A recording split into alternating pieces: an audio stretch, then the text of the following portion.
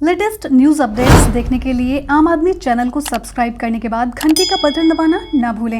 I belong to a section of Uttar Pradesh where most girls drop out of school just after completing their primary education because cases of eve teasing are prevalent. And most parents don't think it is safe to send their girls out to study at schools.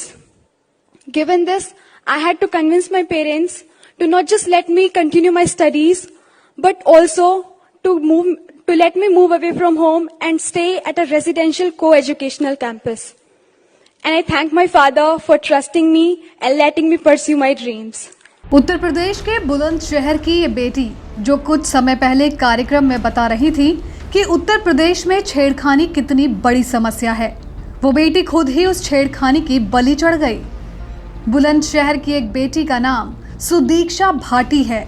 Sudiksha Bhati की सोमवार को बुलंदशहर में एक सड़क दुर्घटना में मौत हो गई थी, लेकिन परिजनों का आरोप है कि कुछ बाइक सवार युवकों ने सुदीक्षा के साथ छेड़छाड़ की कोशिश की थी और उसी दौरान दोनों बाइक की टक्कर में उसकी मौत हो गई। मीडिया से बातचीत में सुदीक्षा के चाचा सतेंद्र भाटी ने बताया कि सुदीक्षा छुट्टियों में घर आई थी और उसके स्कूल से कुछ कागज लेने थे। मेरे साथ बाइक पर वो पीछे बैठी थी। दादरी के बाद से ही कुछ लड़के हमारे पीछे लग गए, इधर उधर की बातें भी कर रहे थे, परेशान कर रहे थे, पर हम चुपचाप चले आ रहे थे। सुदीक्षा के चाचा ने आगे बताया कि औरंगाबाद के करीब आगे बढ़कर बुलेट वाले लड़के ने अचानक ब्रेक लगा दिया। हमारी बाइक की स्पीड काफी कम थी, लेकिन अचानक ब्रेक लगने से हमारी बाइक बुलेट से टकरा गई और बेटी नीचे गिर गई। सतेंद्र के अनुसार सुदीक्षा के सिर में चोट आई थी और अस्पताल पहुंचने से पहले ही उसकी मौत हो गई थी। गौरतलब हो कि सुदीक्षा एक होनहार लड़की थी। 12वीं सीबीएसई बोर्ड परीक्षा में जिले में टॉप करने वाली सुदीक्षा को अमेरिका के बेबसॉन कॉलेज में 3.82 करोड़ रुपयों की स्कॉलरशिप पर दाखिला भी मिल चुका था। सुदीक्षा ने तो पढ़ाई कर सब कुछ हासिल कर दिखाया, लेकिन अफसोस बेटियों की सुरक्षा के लिए किए जाने वाले लंबे चौड़े दावों के बावजूद उसे बचाया नहीं जा सका।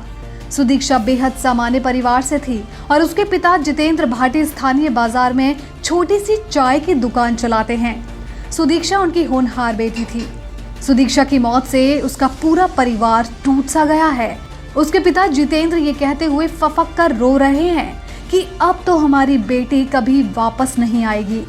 सुदीक्षा भाटी अपने गांव के लिए ही नहीं बल्कि पूरे देश के लिए एक मिसाल थी। एक सामान्य घर में जन्म लेने के बावजूद अपनी योग्यता के बल पर उसने न केवल अपने क्षेत्र का नाम रोशन किया था, बल्कि वो देश की लड़कियों को अपनी तरह शिक्षित और आत्मनिर्भर बनाना चाहती थी। अपने इस सपने को पूरा करने के लिए सुदीक्षा ने उभरती प्रोजेक्ट तैयार किया था। इसके अंतर्गत वो सामान्य और निर्धन परिवार की लड़कियों को शिक्षित करने का बीड़ा उठा रही थी। सुदीक्षा के लिए तमाम विपक्षी दल न्याय की मांग कर रहे हैं। इसके साथ ही कल दिन भर ट्विटर पर जस्टिस फॉर सुदीक्षा ट्रेंड कर रहा था, जिसमें यूजर्स सुदीक्षा के लिए न्याय की मांग कर रहे थे।